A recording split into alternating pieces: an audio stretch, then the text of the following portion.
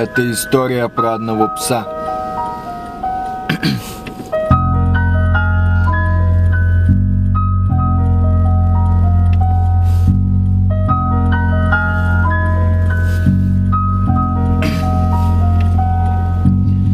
Не скули, закрой пасть, иди на место, сука, в глазах групп любимый хозяин, паскуда с холодом наедине в будке, на старой куртке коротает сутки, воспринимая в шутку все.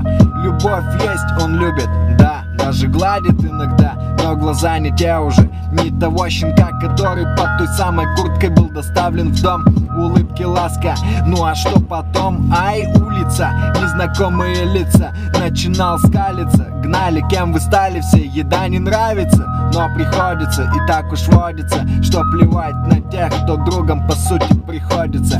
Крик души слышен скулом и воем в будке, я дышу, я поборюсь, но мысли в промежутке о том, как хорошо быть котом, который спокойно заходит в тот дом. Так вот я о чем я, если бы хотел бы, то давно бы перегрыз канат короткий, хозяйке в глотку вцепился бы так плотно, и потекла бы кровь, как реки Вавилона.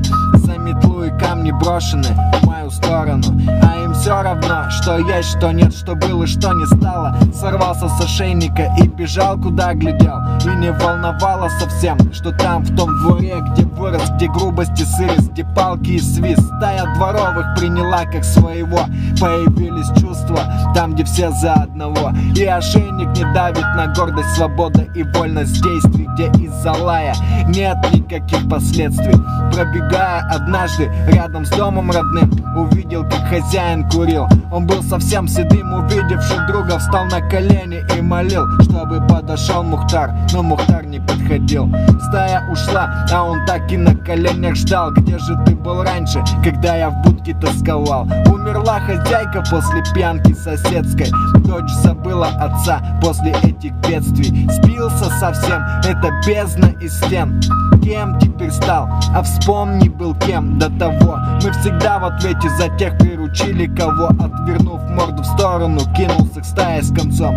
И у пса есть чувство, помни, ничего не чувствуют лишь камни.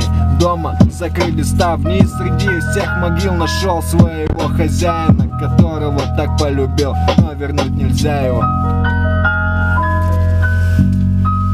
Мы всегда в ответе за тех, кого приручаем.